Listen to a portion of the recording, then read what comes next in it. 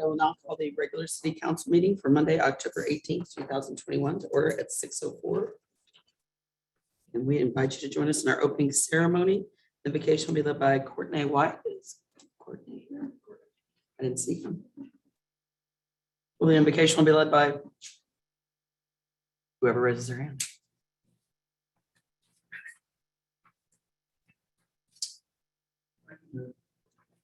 Awesome. Oh, gotcha. Okay, perfect. Oh, come on up. Yes, please. You're like, never mind. I don't want to do this. You're back there hiding from me. All right. I'm Jonathan Schleicher. I'm one of our administrators at Concordia Lutheran High School. So join me in prayer. Heavenly Father, thank you for today. Thank you for the beautiful, cooler weather you've been blessing us with here in Tomball. Please help this meeting to go well tonight. Thank you for all of these wonderful, faithful servants to our community. Thank you for their passion and the ability that they have to use their gifts to serve you in this kingdom and specifically in this community. In your name we pray. Amen. Amen. And the pledges. I see our own Joe Sikora coming up front. Please join me in the pledges to the flags. I pledge allegiance to the flag of the United States of America and to the republic for which it stands, one nation, under God, indivisible, with liberty and justice for all. Honor the Texas flag. I pledge allegiance to thee, Texas, one state, under God, one and indivisible. All right, thank you very much. So the first item on the agenda is public comments. At this time, anyone will be allowed to speak on any matter other than personnel or matters under litigation for a length of time not to exceed 3 minutes. And there will be no council discussion or action on any item until it's been placed on an agenda. And anyone wishing to speak? No one signed up for general comments, so. Oh, we have someone who didn't sign up, but he's here to speak. Okay. Your name and home address, and you have 3 minutes. My home address is 26103 Renwick Forest, Magnolia, Texas. Sorry. Mark Clark. I'm president of Tomball Rotary. The spring of 2019, we had a big show at the depot. It was one of our fundraisers, really successful. We tried to do it again in the spring of 2020. COVID hit. We struggled. We had it scheduled. We moved it to the fall. Once again, it got canceled. We thought, well, because of the Harris County thing and the different administrations with Harris County and Montgomery County, we decided to move it to Montgomery County. We had to move it a few times in Montgomery County too. We partnered with Woodforest Development at the Woodforest subdivision in Montgomery County. It was planned for this coming Saturday. We had some struggles getting our permit in time. We dealt with Woodforest Development Company. The Woodforest HOA, who really didn't want us to have it there, they got involved. And when we didn't have the permit by today at noon, they told us we were going to cancel it. So we're on the hook for about $35,000 for entertainers. And we are asking if we can move to the depot and do the big show again at the depot. Entertainers are ready. We can make it all happen. We just need the permission to do it. All right, thank you. Thank you. And so, like I said, we can't really discuss it because it is not an agenda item, but staff will be meeting with them tomorrow for our pre-planning. And it's already in the works to try to get that, to make sure that it can happen here in Tomball. All right, anybody else? All right, we'll move on to reports and announcements. November 3rd is Depot Day from 10 to 4 at the depot, honoring National Railroad Month. The 19th is lighted up tree lighting from 6:30 to 8:30 at the depot. And then on November 20th, we have the 56th annual holiday parade in downtown. Now reports by city staff. Larissa, want to tell us about the drive-through? Hi, Mayor and Council. So I'm here to speak on 2 events. Basically, one was Friday night, one was Saturday night. What we did was, I'm sure y'all remember the massive success and also overwhelm of Zomball that we've had since 2010, 2019. it got to a place where we felt like we couldn't really safely do Zomball at the depot anymore. So we decided to split it into 2 events to hopefully draw some of that crowd into 2 different things. The Friday night was the drive boo. It was held at Jurgens Park. We estimate that we probably had about 2,000 cars come through, which is awesome. We were really pleased with that. We ended up having to work a couple police officers down because our law enforcement officers were assisting in the search in Grimes County for that missing toddler. So we did have some problems with traffic control. Our plan for next year is to hopefully utilize the Tomball High School parking lot to allow people to line up in that parking lot. And then also hopefully next year we don't have a missing toddler nearby and we have all of the law enforcement that we need to properly do that event. For the second Saturday at the depot, we showed a movie in the park. We kind of beefed up our normal second Saturday and we had face painters and balloon artists and stuff like that. We had about 1,000 people come through. So I think that's a really good representation of what a proper second Saturday can be if we do it where there's enough entertainment in the beginning to really have people come and attend and then go ahead and show the movie. Do y'all have any questions for me? Cool. It was a great event. Yes. All right. And Mike Baxter, what can you tell us about bluegrass music? The weather was incredible. Let's start with that. Saturday was our 10th annual Bluegrass Festival held at the depot. We had 24 vendors this year, which is more than we've had in a long time. So people are coming out now to sell. We had 3 bands, including the Sgt. Pepper's Lonely Bluegrass Band from the Dallas area that we've talked about for several weeks. They were incredible to the point that we want to invite them back next year and maybe do it for the Crawfish Festival this time. They had concerns that they've had in other places when they'd go to a traditional bluegrass festival, that when they started playing Beatles music done bluegrass style, that it would turn people off. First song, the applause was just outstanding. I mean, it was terrific. So we know that it was a success. The guests came and they stayed for the entire event. It wasn't like at Groove Fest, for example, where they come late just to see the Fab Five. They were there for all 3 bands. So it worked out really well. We staged our regular shade tree jam in the courtyard over at Granny's Corner and had more than 24 musicians come and sit in the circle and pick and grin and have a good time over there. And we estimated more than 3,000 guests, which is a little better than the pre-pandemic festivals that we've done. So people are getting out and enjoying the festivals right now. And one last thing, this was probably going to be Larissa's last council meeting. She's moving on to another position. And I just wanted to thank her for the work that she's done over the past several years with us. So.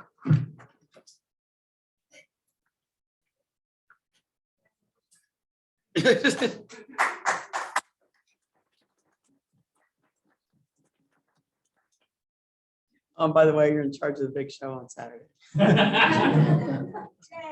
Yay. All right, David, you got some people to introduce? Yes, ma'am. Speaking of people that are coming here, not leaving, I wanted to introduce to you guys. I know that we've talked a lot about it as we went through the process, but officially introduce Nathan Dietrich. He is our new community development director. He started a week ago, and I'll tell you, it's made a big difference. He's definitely walked in and just took over, and in a good way, and really hit the ground running. It's a breath of fresh air, and so I'm extremely excited to have Nathan on board. He's just a great fit already. And then we have Jessica Rogers. This is her first day as on the job as our new assistant city manager. And the same thing. I mean, when we talk about fit, and that's an important thing for us here as a culture within internally, but with the community too, Jessica fits right in. So I'm excited about them too.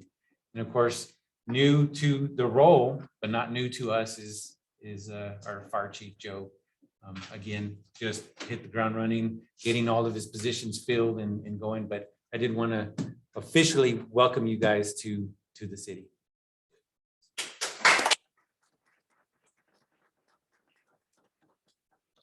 Right, and then moving on, I will entertain a motion to approve the minutes of the October 4th, 2021 regular council meeting. Motion. Second. Any questions or comments? Call for the vote.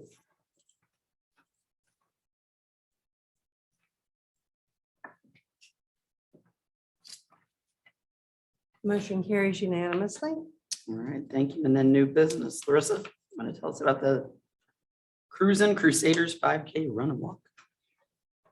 I do. Okay, so this event is the third annual event. In 2020, we squeaked it in right before the big closure of March of 2020. This event is held by Concordia Lutheran. It follows our normal 5K footprint all down Baker. I think you all should have received a map with your notes. They generally have about 200 runners. It's really successful. The event's extremely well organized. Jonathan and his team do a really great job. They make it very easy for us to facilitate the race. So we're asking for in-kind services and city support to be given to Jonathan and the rest of the people at Concordia Lutheran on Saturday, February 5th. And with that, I'll entertain a motion to approve the request from Concordia Lutheran to be held in downtown on Saturday, February 5th, 2022. Questions? All right. Jonathan, I'm gonna run this year. It's on the record, so I have to. That's right. All right. If there are any questions, I will call for vote.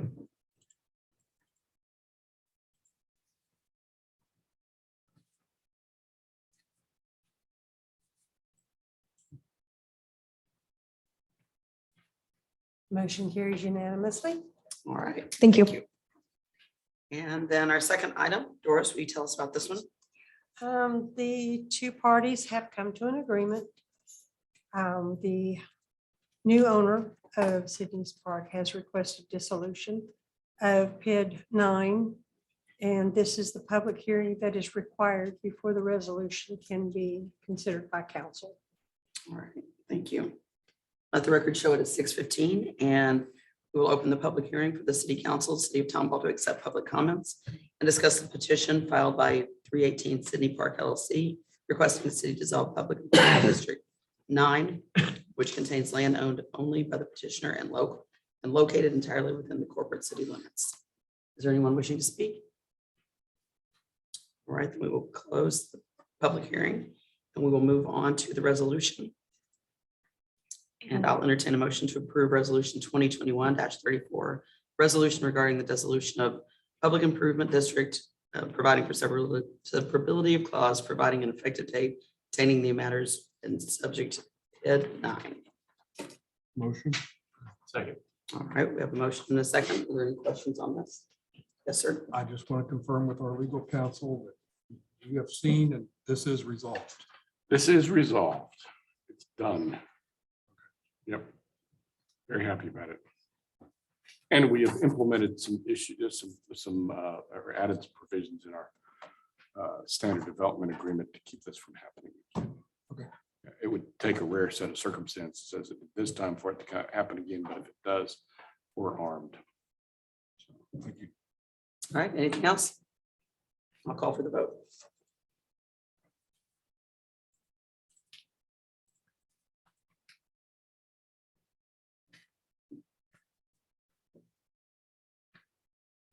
Motion carries unanimously. All right, and then resolution 2021-37, Doris, will you tell us about this one? This is a resolution. We have received a request for annexation for 240 acres. Located south of 99 at the intersection of Boudreaux and Rocky. It will be a commercial retail development. Approval of this resolution will begin the process for annexation by councils declaring their intention to annex the property. Copy of the annexation calendar is included for council's review. There is now only one public hearing required for annexations. This one does not involve annexation of road right of way or anything like that. And staff is recommending the public hearing for November the 15th, followed by the first reading of the annexation ordinance. And the second reading will be on the regular council meeting on December 6th. And with that, I'll entertain a motion to approve resolution 2021-37 that Doris just explained to us. Motion. Second. All right, do we need to include anything about the public hearing?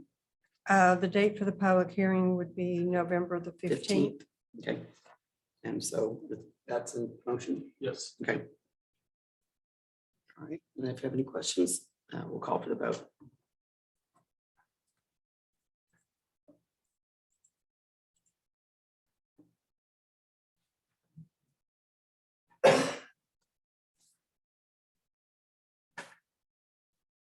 Motion carries unanimously. All right, thank you. Warren, would you tell us about opioids? I can't even say Opioids. opioids. The short story is that 42 states have opted into an opioid settlement. We are, in order for us to get any money out of it, we have to opt into the state of Texas settlement. And I believe that our share is $16,000 and some change. Do you recall? I thought it was more than that, but No, you're right. It's I think it was 30. closer to 70. Yeah, I was gonna say it was in the 30s or 40s. Yeah, 42,000. My bad. I've got too many cities that I'm doing this for in the next couple of weeks. So you guys are ahead of Bunker Hill, which is $440. So, but at any rate, in order to get the money, you have to adopt this resolution. Have no idea how they calculated who got what in terms of opioid settlement. I do have no idea. I just know what the amounts are. Just what the amounts are. Vaguely know what the amounts are. All right, well, with that, I'll entertain a motion to approve resolution 2021-38. Resolution of the City Council of the City of Tomball, Texas, authorizing participation in the National Opioid Settlement Agreement secured by the Office of Attorney General as a non-litigating subdivision and authorizing mayor to execute certain settlement participation documents. Motion. Second. Any questions? I'm glad that you said that. I wouldn't want people to think we got more than Bunker Hill because we have a bigger problem. So, thank you for saying that. We really don't know why we got $40,000. We just. I have A nice absolutely no idea, and I'm not sure it makes any sense, but somebody out there calculated something.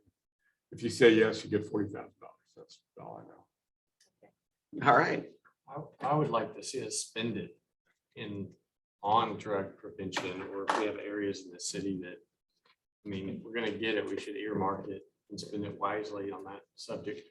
And education, Mhm. education among our young people too, about the dangers of that pill. Great idea.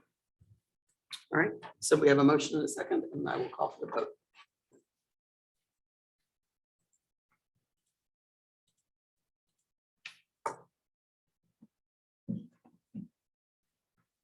Motion carries unanimous.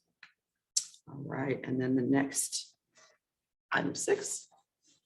You ready?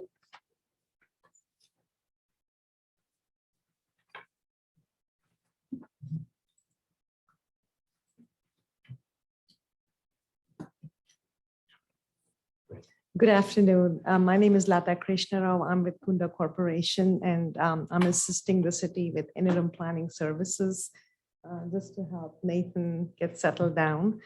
I'll be presenting the zoning case today. So this is a request to amend the zoning of a parcel. It's a 1.9 acre parcel of land that's located at the southwest corner of Thais Lane and South Cherry Street. So just a little bit of a background. The property probably looks familiar to you because it had come to the council before. The site was actually designated for commercial use when it was platted in 2004. But since then, the city adopted zoning, and during the zoning process, it was designated as single family 6. And it was part of the Pine Meadows subdivision at that time. And then in a few months back, in July of 2021, the applicant had requested a commercial zone for the same property. And at that time, staff, Planning and Zoning Commission and the City Council denied that commercial zone. And at that time, staff had also suggested that the applicant consider an office district, which would be considered more compatible to the adjoining residential. And so as you can see on the aerial map, the property is located south of Thais and west of South Cherry, and it is surrounded by single family residential on 3 sides. except for the north where you have the goods and distribution center. And as you can see from this aerial map, the single-family residential that abut the west and the south of the parcel are very close to the boundaries of the parcel. And a side photo that shows that the property is currently vacant and surrounded by residential on two sides. If you look at the zoning map, as I mentioned before, the property is currently zoned single-family residential. And again, abutting properties on the south and the west are zoned single-family residential. The property on the north, which has the distribution center, is commercial. And then across the street, you have light industrial and single-family estate lots. The property that is zoned light industrial on the across from South Cherry is actually being used for single-family residential, even though it's zoned light industrial. The future land use map, as you know, with every zone change, the zone change is evaluated in terms of what is the vision for that area, which is in our future land use map. And the future land use map does call the property to be neighborhood residential. And the appropriate zoning districts for neighborhood residential are mostly single-family residential uses, or single-family residential zones, or a planned unit development. And just shows the public notification map. Properties within 200 feet were notified as required, and staff had 2 comments that were received, one in favor and one in opposition to this zone change.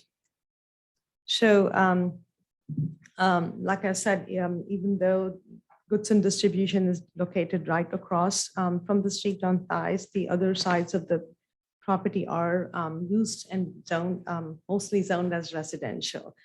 And they proposed the requested zoning category that the applicant has asked for, which is general retail, is even though it's less intense than the zoning category that he had requested last time, it still permits a number of uses that are not considered compatible to residential. So just for you all to get a feel for what type of uses are permitted, we have attached a comparison in your packet that compares the 3 commercial districts that are permitted and shows how the intensity of uses varies district to district, with the office use being the least intrusive on residential and commercial being the most intense use. So the comprehensive plan recommendation, as I mentioned as I mentioned before, calls for the property to be residential also. So the proposed zone change is not really compatible with the comprehensive plan recommendation. So the other thing that I would like to point out is that the package, the applicant's package includes a site plan that has been attached and shows you how the property is going to be laid out.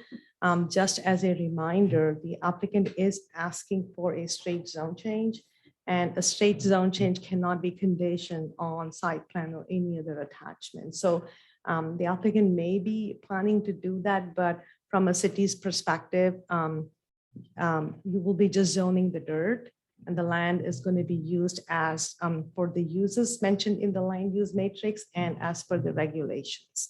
So the only time a site plan can be attached or uses can be limited or restricted would be through a planned development process. So just wanted to make sure that after it's rezoned, it can be really used for any use that's permitted in that zoning district. And that is a cause of concern.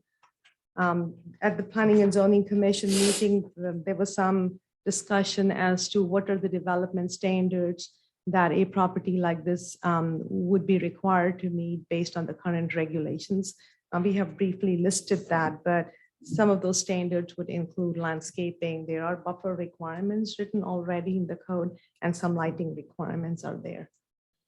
So the staff had reviewed this, and just going back and looked at the previous zone change, we are recommending that the office district be considered for this parcel.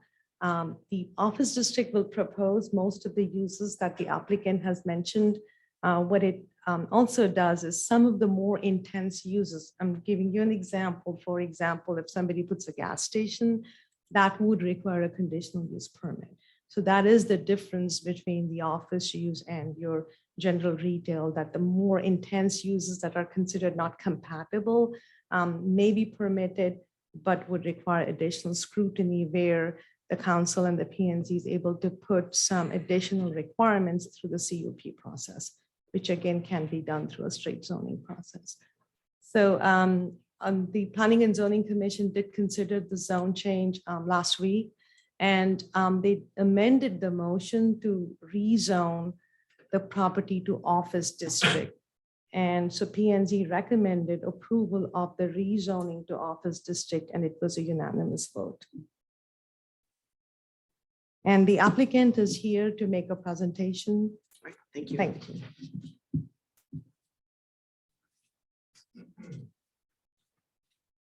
Hello. Hello. Burke Freilich. I'm at 17615 Lasting Rose Drive, Cypress, 77429. I represent the applicant. He's not here. He's out of town. But first, I want to make a couple statements here and give you a quick overview. You may have heard this, but you may, because we first came in and we tried to get commercial zoning and thought that would be a no-brainer, which I was wrong about that. Because it was platted, originally platted with a subdivision recorded. I have the original plat here by Mayor Hap Harrington and the city engineer. So it was originally, platted as a commercial reserve along with the subdivision. So that's one point. My client developed Pine Meadows. So that's another point. So he did that with in mind of reserving that 2-acre tract. It's almost 2 acres, 1.9, as a commercial reserve. It was reserved that way, platted that way in 2004. He helped with the city, put in the drainage ditch for that. So he's been a good citizen. Now he's just trying to, recoup some of his money back that he thought he'd get out of that commercial corner. It was from day one, 2004, as I mentioned, that was platted. Zoning came in effect in 2008. So between 2004 and 2008, he could have done anything. It could have been a salvage yard, could have been, a sexually oriented business, a number of things that didn't happen. It's been vacant.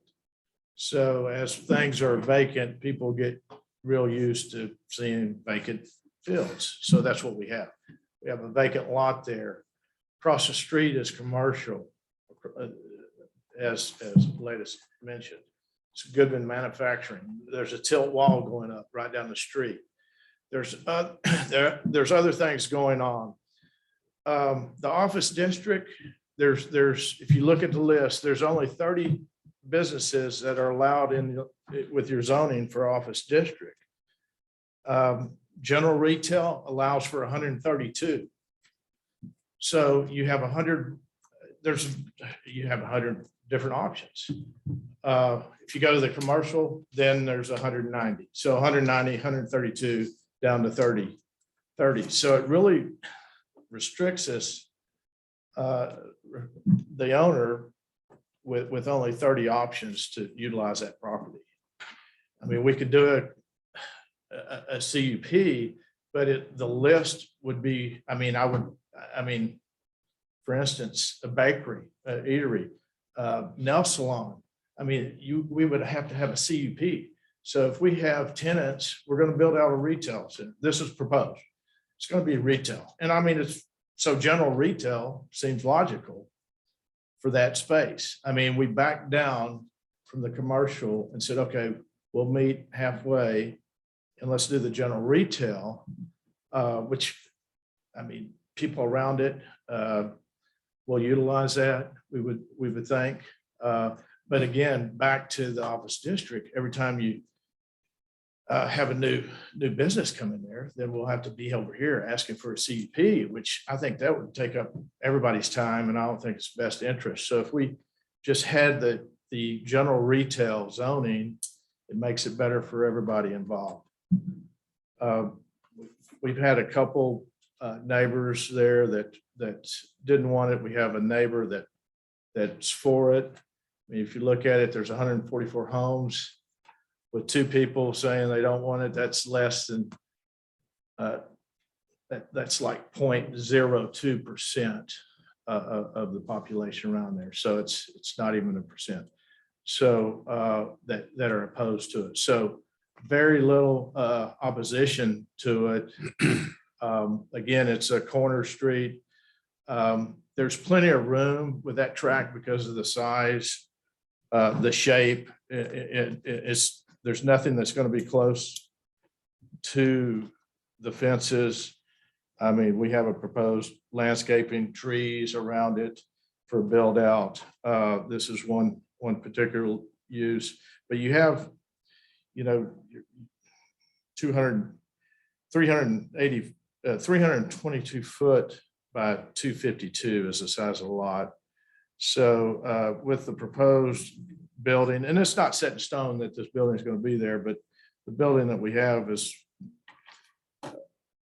130 feet from the building to the fence, the neighboring fence on one side, the west. On the south side, it's over 80 foot. And there's a bit, so that's quite a bit of distance. I mean, 130 foot, that's over a football field.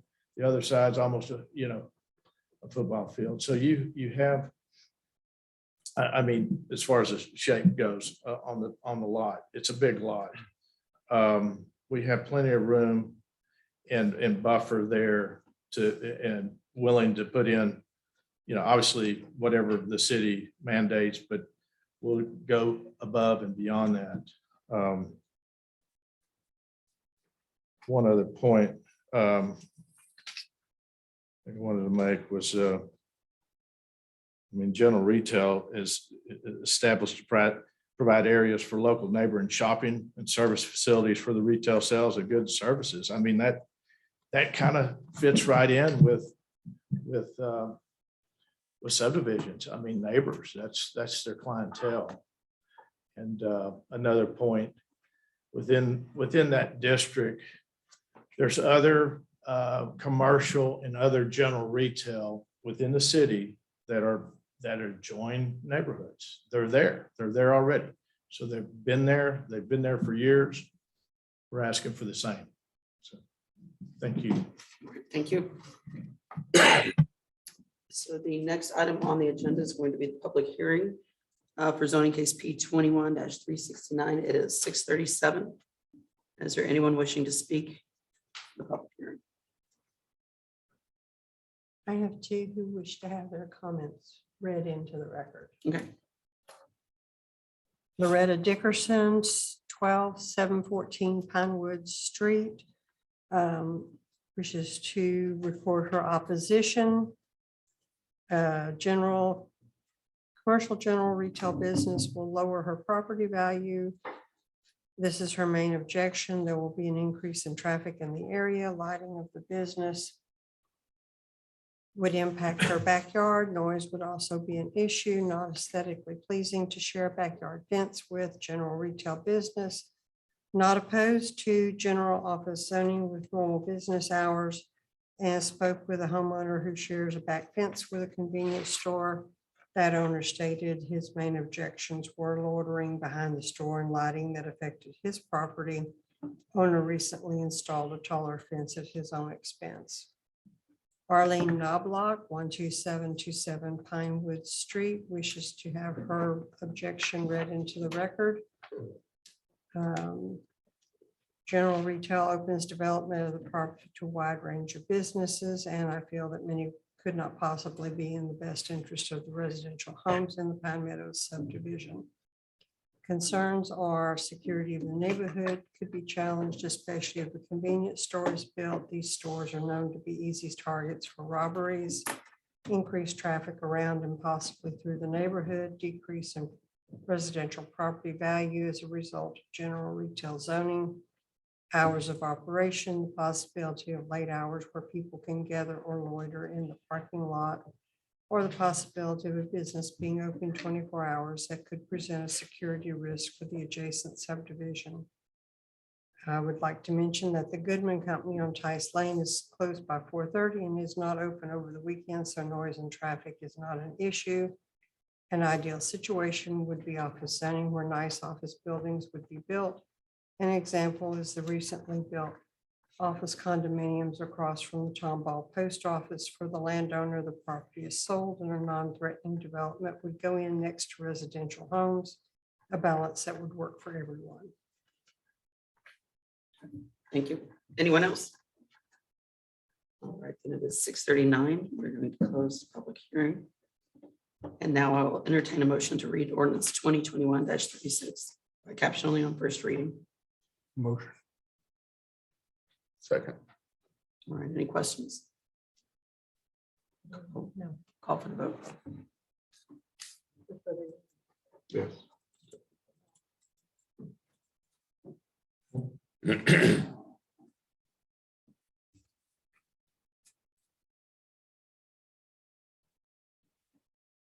Motion carries unanimously. Ordinance number 2021-36, an ordinance of the city of Tomball, Texas, amending chapter 50 zoning of the Tomball Code of Ordinances by changing the zoning district classification of approximately 1.9 acres of land legally described as Reserve A, Block 3 of Pine Meadows from the single-family 6th district to the general retail district. Said property being generally located at the southwest corner of Tice Lane and South Cherry Street within the city of Tomball, Harris County, Texas, providing for the amendment of the official zoning map of the city, providing for severability, providing for a penalty of an amount not to exceed $2,000 for each day of violation of any provision hereof, making findings of fact and providing for other related matters. All right, now I'll entertain a motion to adopt ordinance number 2021-36 on first reading. Motion. Second. All right, questions, comments? Yes, sir. Your plat that you have, would I be able to look at it, please?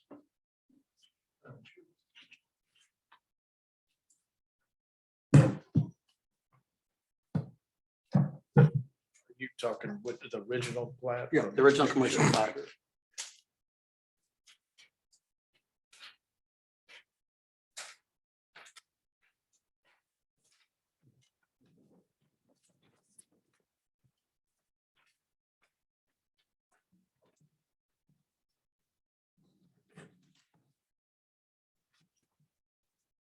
Warren, I have a question. This plat was done before zoning, Correct. and it was shown as Reserve A commercial use only. When, even though the zoning board at the time zoned that differently, Correct. doesn't this supersede it? No, it does not. There are a number of things that get changed by zoning that may be reflected differently by a plat. It's one of the reasons why I don't like to have setbacks noted on a plat, because those can be changed by the city council, and nobody goes down and files a new plat to note those. No, it does not. The plat does not supersede the zoning. Okay, but how is a landowner, just for my information, how is a landowner, when they plat something, let's say they didn't reside in this area, and then all of a sudden zoning happened, how are they supposed to know? There were a number of public hearings that were held with regard to the zoning. There was ample opportunity at the time to be notified and to comment on it. But the zoning as a land use regulation it supersedes the planning.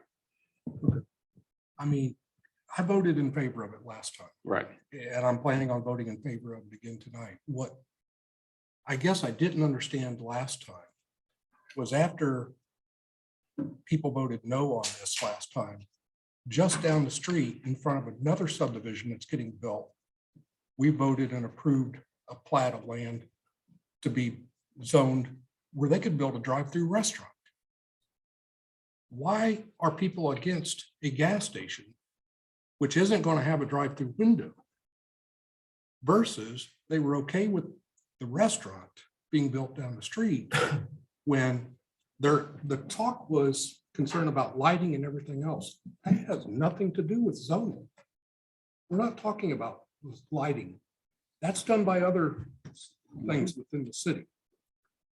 That land was designated and carved out prior to that subdivision being built for commercial. And they're not even proposing to build commercial. They're just asking for general retail.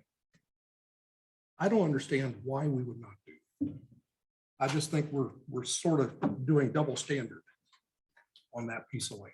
We're kind of picking and choosing. Yes, we are. Yes. I'll make one comment there. So that was recorded. So anyone that bought a house there, they knew upfront that, hey, this was reserved commercial, that you're buying a house in a neighborhood that has this already set in 2004. So there, it was public knowledge. It was reported. It's true. When you Yeah. bought a house. I mean, if you didn't want that behind your house, you shouldn't have bought the lot that backed up to it, in my opinion.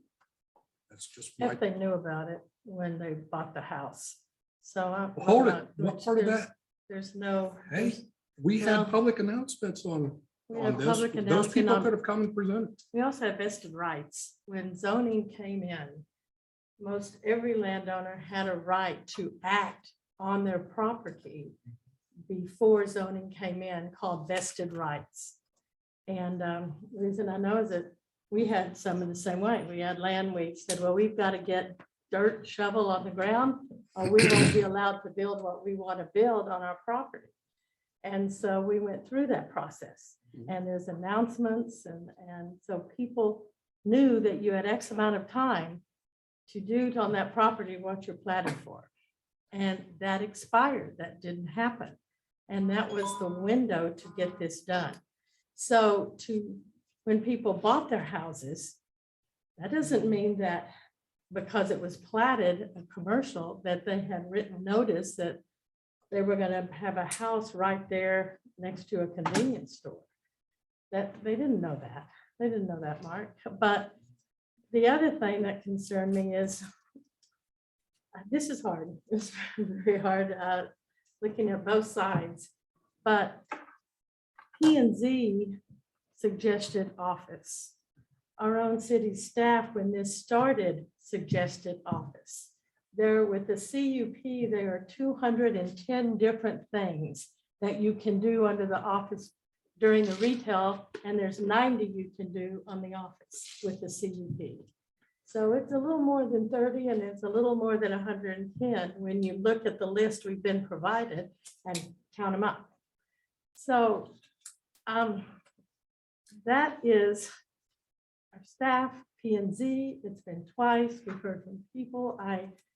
I'm not going to vote in favor of this tonight because I think there's too broad of a retail with 210 choices.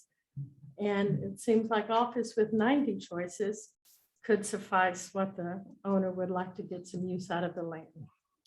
So. Can I speak? Yes. To respond, there's only 30 that are permitted, and then the rest, the 60, the remainder are CUP, conditional use. So that's the way I understand it. And by the way, as you know, planning and zoning was in this transition. People were leaving. Craig left, Amelia left. So we were in a little transition. They were out the door. They were behind the general retail, and then last minute out the door kind of thing. After they left, the office district came up. And so that was where we're at there in that little transition period in between changing of staff and people leaving.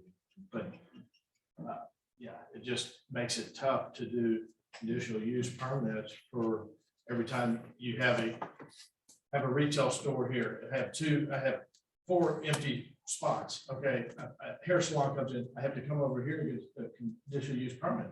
That could take 3 months to get that done. And then so you're sitting there with a vacant space. You're not getting any income because you have to get a permit unless you do it illegal and let them in, without, getting a permit, which we don't want to do that. Everything you want to go by the book, but the way the zoning set up here, it would be a burden on everybody, I think, to come back and do conditional use permits every other month or 6 months or every year. You're changing. And I just don't know how that really works or would work. It's, we do a lot of CUPs, that's what it's for. But do we have anything, a report from P and Z? Usually Craig says, no, there was no discussion, but I understand the meeting was 2.5 hours. There had to be some discussion. The report was that they were unanimous to recommend that it be moved to the office district. I moved to office, and Yes. that is also what our staff. also That is what the recommended. staff is recommending, correct? Okay. Well, during that, we had, I think there was people that were considering the general retail, and then one of the commissioners decided to ask for it to be changed to office district. So this is my feeling. I thought they were I had several people in agreement for general retail. That's just my opinion. But then again, they switched over to office district during that meeting. Any other comments? I would just say that my understanding of zoning and when we have a residential area is to gradually design space that isn't an abrupt change from what is existing. And to me, if you have residential and you're going to general retail, even because of the broadness of what's listed under general retail, it seems that office is a more gradual transition and less intrusive to the existing residents that could back up to that. So my feeling then and my feeling now is that there would be a better use of that land. And I think planning and zoning has come up with that and staff has recommended that. And so I'm going to vote for how it's been recommended, and that is for general retail. I won't. You mean for office? I'm sorry, for office. Yes, that's correct. Got a few comments. Some philosophical, some pointed, but this is where we weigh property rights. I mean, these are tough issues. When somebody owns a piece of property and got zoned on top of them, right?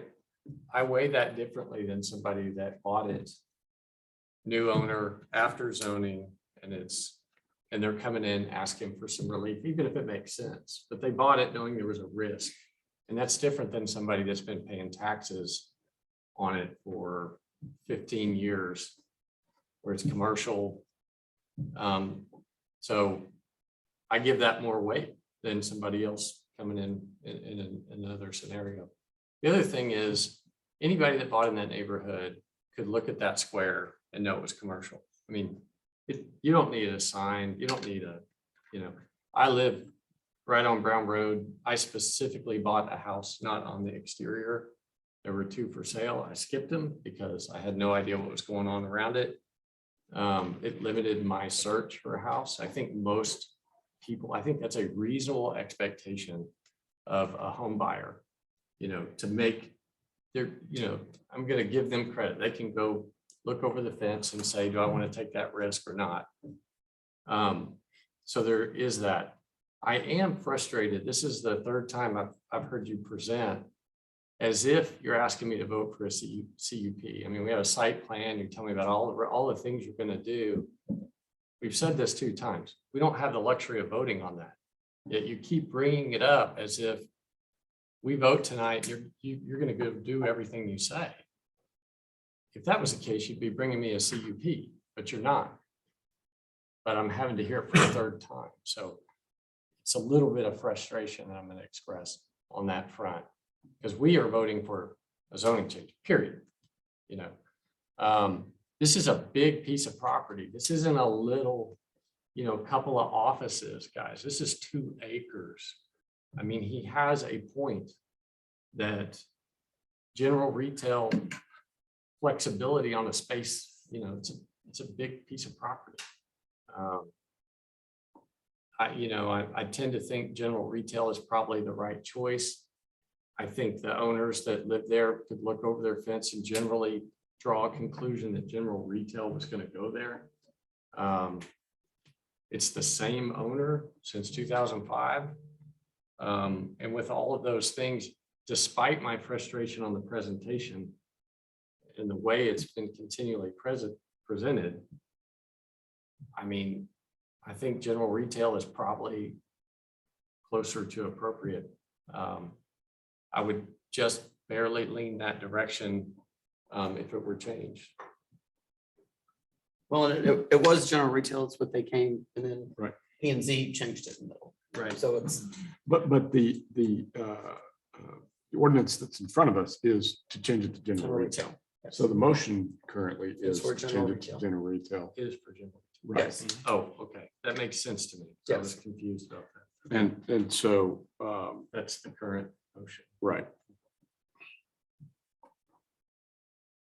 And if I'm sizing things up right, I think I would suggest that we go ahead and vote on the general retail. If that fails, we can entertain a second motion on the same topic. And I would also say this isn't without compromise. We are, this is the purpose of zoning, is to have a conversation between neighborhoods and property owners. And that's the whole point of this. And it is, as it's currently requested, it's already, there is compromise. I think the homeowners are benefiting from zoning with the very purpose to, because in 2005, they could have put anything. Today, they have to come before us and negotiate. And, that process is occurring, no matter how the vote goes down, which is, I think, the point of zoning. And like good points. But I have to think, brought up across the street, we have a laundromat right there. And when that came about, I said, well, why not have that? A laundromat's a good thing for the neighborhood. We need it. People need a place to wash their clothes if they don't have that. Why would that be incompatible? Well, there's loitering back there. There's more crime. They've had to build higher fences. There were unintended consequences of our decisions. So when I learned about all the issues that came with that vote that we did, this council did, yes, I had to sit back and think, if that would have been an office, it wouldn't have been that way. But that was general retail. And you can do a laundromat in general retail. And now there's unintended consequences to the neighbors in that subdivision. So that was part of my decision also. That it's easy when we're looking at numbers on a paper and we're looking at issues. It's a little harder once it's built and you see the consequences of what your decisions were and how it has caused some problems with the neighborhood. How they probably wish that wasn't built anymore. So that's why office is a compromise. There's 90 choices with CUPs. And I'm not sure about the process of every time you have a new renter having to get a new CUP. I don't know. can anybody Yeah, can we get some? confirm comment on that? Yeah. So I'm not sure about that process. Does anybody on staff know that? If they Yeah, a lot of, built it as a bakery and then a nail salon wanted to go in, so there, if there's a retail shopping center and it's divvied up, the different uses, each use needs to come back for approval. Yes, each new use that is listed separately in the land use matrix as required with conditional use permit, even though it's part of the district retail center would be required. so if somebody comes in to sign a year lease, it could take them 3 months to get a CUP, and then 9 months later, they'd be back doing a CUP for possibly something. On an existing office, just to approve the renters. On an it's a CUP, so yes, it has to, Yes. yeah, How Based on common, the use. That's an issue that. that's it. To me, that's a pretty big issue if you're trying to, how common is it to have a retail center and have people moving in and out and requiring a CUP from the city every time? That seems, Well, we probably don't have a lot of That's- retail centers that are. You mean in designated. other cities, does I'm that, just saying. is it that a just doesn't requirement everywhere? seem- Well, whether it can be done, is it done? Because most people, if you have empty space, they We- want to move in right now. That is the standard operating for CUPs everywhere. But we No, I probably, know that. I'm saying Okay. from a practical standpoint, do we have strip centers out there that are, every time somebody's moving in, they're having to go to the city? for a Yeah, if they're not, CUP? if they're in general retail, they wouldn't have to come back for a CUP. Right. Yeah, I If mean, they're in I office. understand that part of it. I'm just asking. we don't have any that are CUPs, I don't think. I mean, like the one that's gonna be at Rayburn. Yeah, I haven't seen him. Rayburn Estates or Rayburn Reserve. I mean, that's the same thing. They carved out that corner. For gas station. And in general Whatever term retail, retail. there wouldn't be as many No. CUPs, but in office, there would be. Yes, if you Well, went to no, office, P&D, and you have not been seeing CUPs for that type of. yeah, we haven't done that. I'm not sure I want to.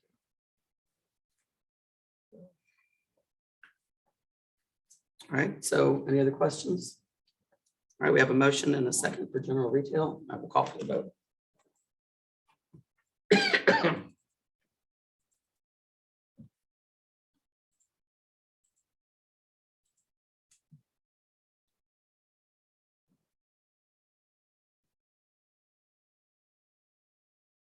Motion is tied, 2 votes aye, 2 votes nay. Mayor must cast deciding.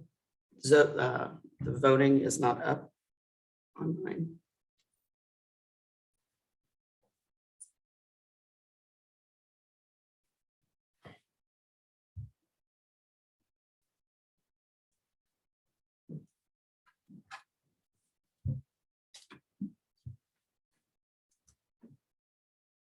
Doesn't happen very often. The mayor gets to vote, so.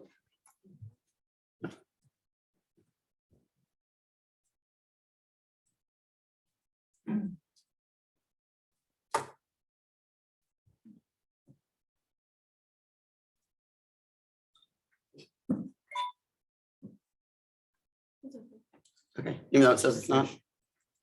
Refresh.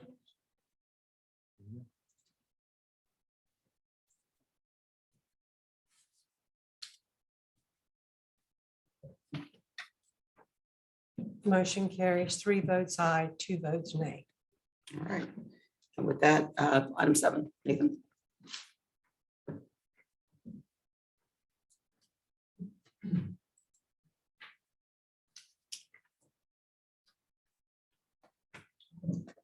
Mayor, Council, Nathan Dietrich, Community Development Services. This item is for Public Improvement District number 13, which was approved by resolution on September 20th by City Council. With the creation of these previous PIDs, the development agreement is being presented between the city and the developer, describing the terms of the Public Improvement District and the reimbursement of public infrastructure costs. This agreement is standard, is a standard development agreement that we've used previously for PIDs. And as our city attorney described before, we've added in some new sections and new exhibits to clarify notice and disclosure to new residents that will be within those PIDs. And with that, city staff recommends the approval of the development agreement between the city of Tomball and Classic Neighborhood FC Holdings LLC for PID number 13, Pine Trail subdivision. All right, thank you. I'll entertain a motion to approve development agreement between the city of Tomball and Classic Neighborhoods FC Holdings LLC for PID number 13 Pine Trail subdivision. Motion. Questions? Yes, sir. My standard question, what's the length of term for this one? Is 15. 15 years, yeah. Okay. And it does include the language that I mentioned a few It does minutes ago. not. It does, It does. absolutely. And my classic question, my standard question is, how much is there something in here that helps to pay for our cost of administrating this PID? Yes, ma'am. It will be in the, Correct, SAP, SAP. SAP? correct. Service and assessment agreement, Thank you. whatever that is. Whatever that is. All right, anything else? Call for the vote.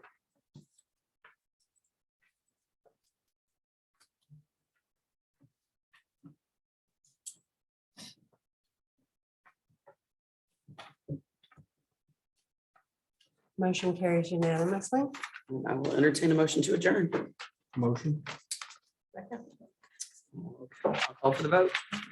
It is not 7:08. It is not. It's not 7:08 yet.